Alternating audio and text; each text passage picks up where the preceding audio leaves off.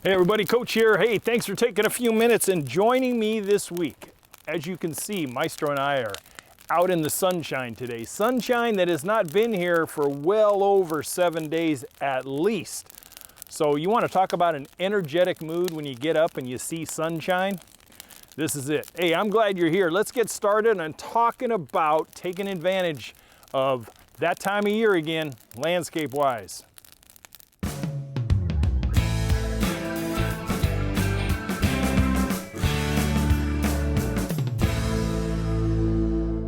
Hey, we've been here now for 6 weeks. And in that time, we had a bunch of small projects that we had to do, not because we wanted to, but because we had to.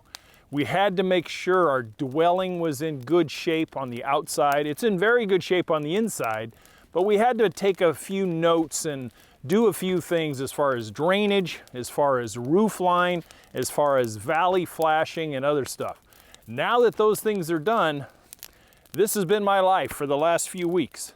Nipping and tucking back into the forest from all of the blowdown and natural laydown forest that's here that creates quite a fire hazard. And it just doesn't look nice. So between the lawn that is behind the camera and where I'm at, I'm trying to give myself 60 feet of defensible space. And if you'd really like to learn a little bit about landscaping with fire prevention in mind, I'll put a note of it right here where you can go take a look at that video. Pretty interesting stuff. So my world has basically been surrounded with my little Echo CS310. Not a real big saw by any means. I mean, it's got a 14-inch bar on it. And I'm not tackling anything that would be the size of this stumpage that was left behind by the previous owner. Couldn't even clean up his own mess. However, what I've done here is I've taken all the downed, dried out, rotting timber, and we have some big burn piles. This burn pile here, this is just a baby.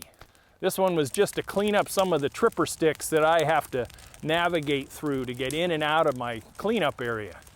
It's also nice on a 28-degree day. Yep, stay warm too. Anyway, I got the proper tools around me. The snow is surrounding me. I got a couple buckets of snow behind the camera, so I know that I'm safe. Not only that, we're in a very calm day today. There's no wind or anything else. So it's a good time to get in there and take care of some of this stuff and do it a little bit at a time and work my confidence up until I can take care of the big ones like those guys later when I have a much bigger snowfall on the ground.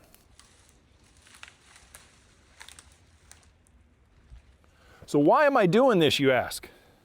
I'm doing this because it's way too late in the season.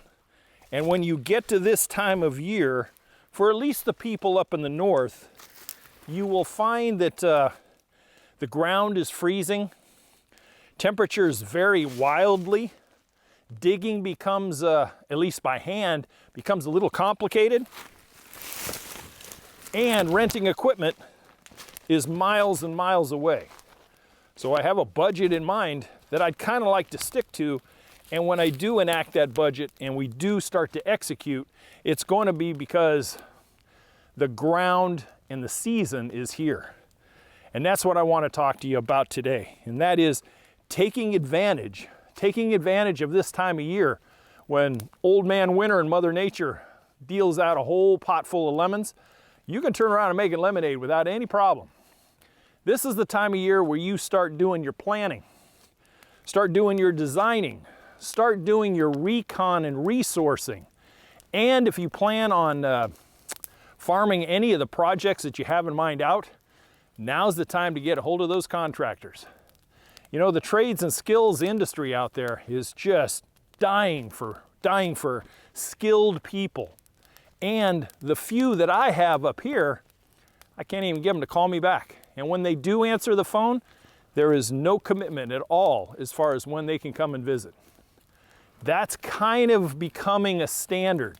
Not one that I particularly adhered to at all when I was in the trades of landscape construction. I really believe that it's very important for professionals, if you guys are that busy at least return the phone call or delegate the responsibility of returning the phone call. You may not be able to get there for many weeks, who knows? But at least you acknowledge the phone call and you took care of business. Now, if you can't put something on the calendar, make the promise, and I do mean a promise. Don't say, I'll try. Say, I'll give you a call back after the first of the year, and put a reminder in your phones. That's why we are called professionals. Act that way. For us DIYers, we're kind of pivoting right now. We're pivoting towards the holidays.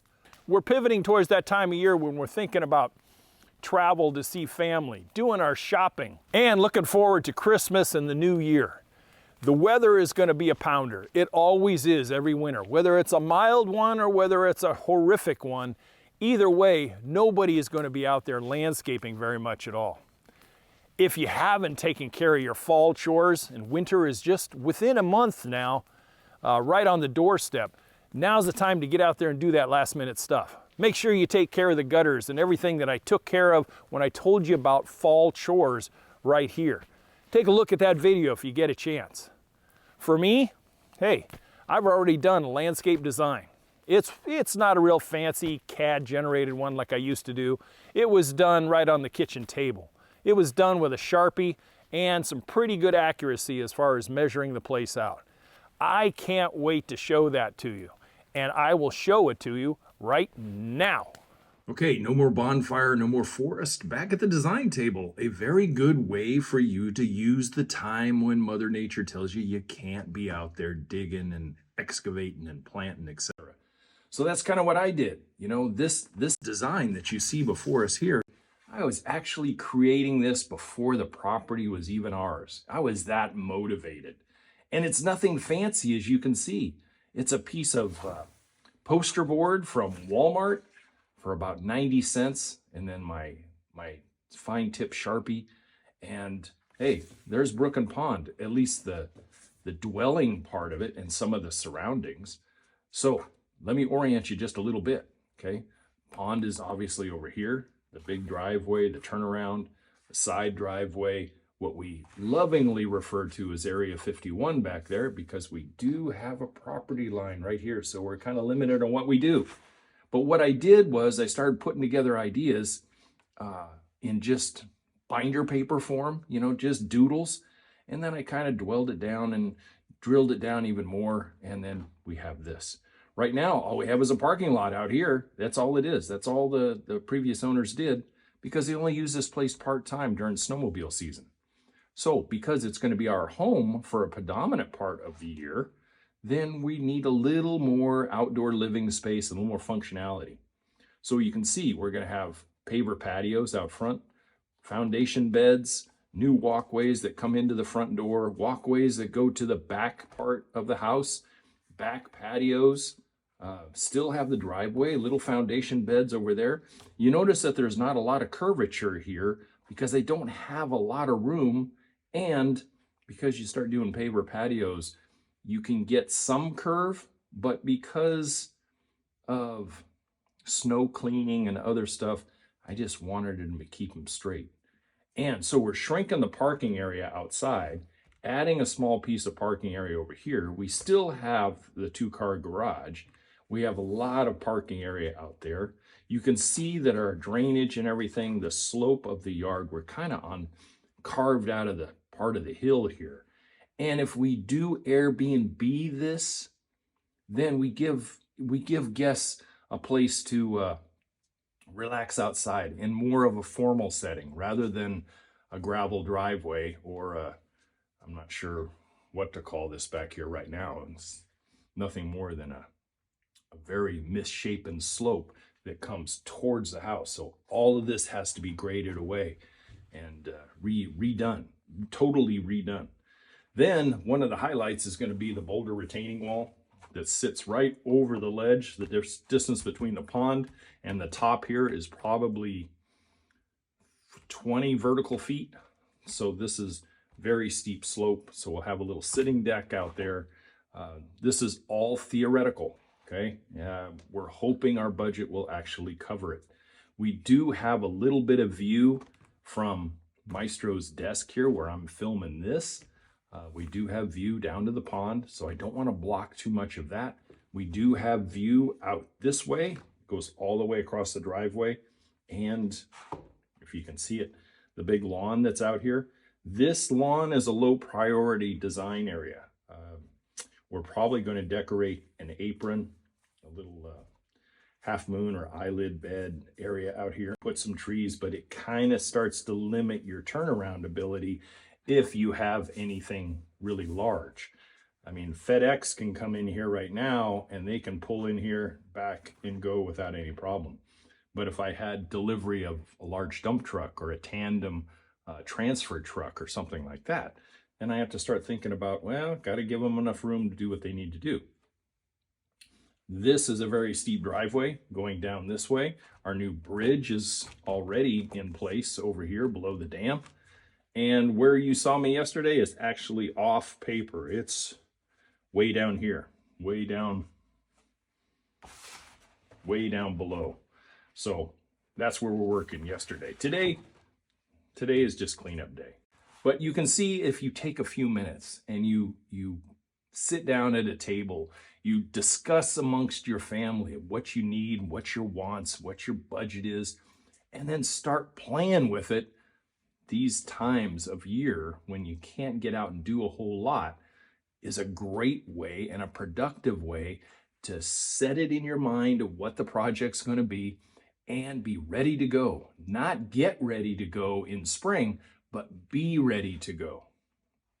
Anyway, I thought I'd bring that to you. So use this time of year constructively. Take care of all the holidays. But if you ever want to have a wonderful, productive distraction away from all the chaos that is the holidays, man, you're looking forward to your landscape project next year. All right, guys. Talk to you later. So back to brook and pond for just a second. One of the things that we did do, and we showed you the culvert project where we shored up that culvert a little bit in the driveway. We also put a little bridge across the second brook that comes out of the pond. The reason we did that is because there was nowhere to cross, and there has been some times when we've gotten rain and next year's spring melt where that is going to have to be a walkway to get over and maintain the far side of the pond. So I put a bridge in. The beams for that bridge were down timbers that were here. They were down earlier this year, so they're still in really good shape.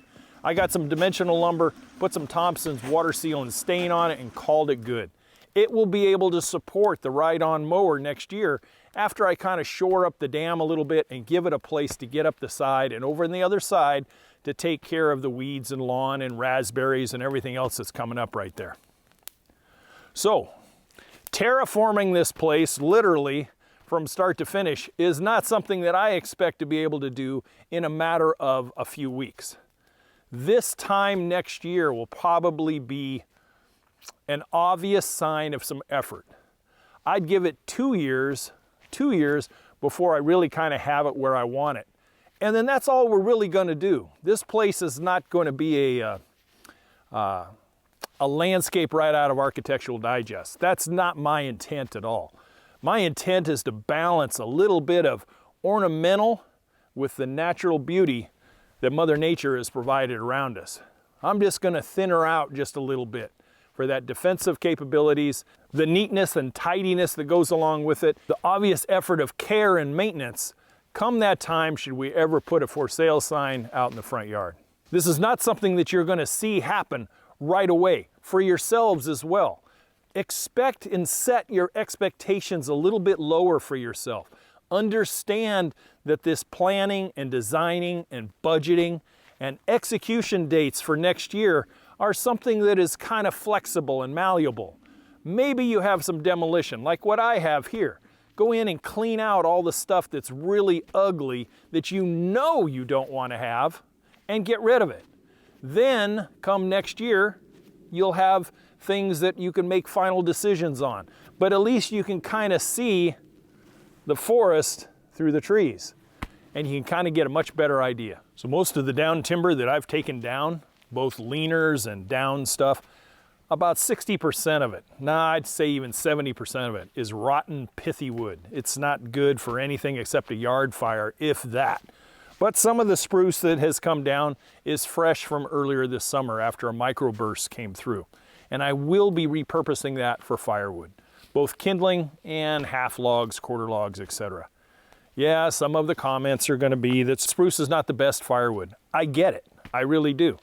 But I don't have access unless I pay $340 for a cord of hardwoods. And that was here when we got here, sort of. And we are using it right now. But this is great starter wood. Once dried out, it makes a great fire for a very quick period of time that lights off the hardwoods really nice. So I'm going to split it and keep it and use it sparingly throughout the next year. But as this B-roll shows you, you can see how much more work we have to make the area between the house and the street safe to walk, because we have an idea in mind as far as a lapping forest trail through this area. But it's going to take some time, and it's going to take a lot more clearing. We have hundreds and hundreds and hundreds of feet of timber that we have to cut through, pare down, stack up, split and cut, just to get it to where we can see where a trail might be possible anyway. Now you can see the fire dying in the background, and the sun is already casting a huge shade shadow in the forest here, so I'm going to get back at it. So the whole summing of this week's episode is take advantage of this time of year. Every once in a while, on a Saturday morning, maybe you pick up and watch a video or two of this old codger, or you can take a look at anybody else's stuff and just kind of have a thought over a cup of coffee or whatever of what is the project that you're thinking about actually going to do for you. And do some rudimentary sketches. They're fun, and you'll find that they really get your creative juices flowing. Look online for ideas. Stay within your budget and stay within your expectations. And the late fall and winter months can be a very productive time. And then, boom, when spring does hit, wherever that is for you, you can get out there when the soils are right. You have already gathered all the information that you need to execute it. Put it on the calendar, get some friends, and get to it. Hey, if you have any questions, please reach out to me, either through the email at youryardcoach@gmail.com, and take a look at the website. Visit us on Patreon if you'd like to support the content that we produce here. We really would appreciate your support. I'll catch you guys next Friday. As always, to your landscape success, bye for now.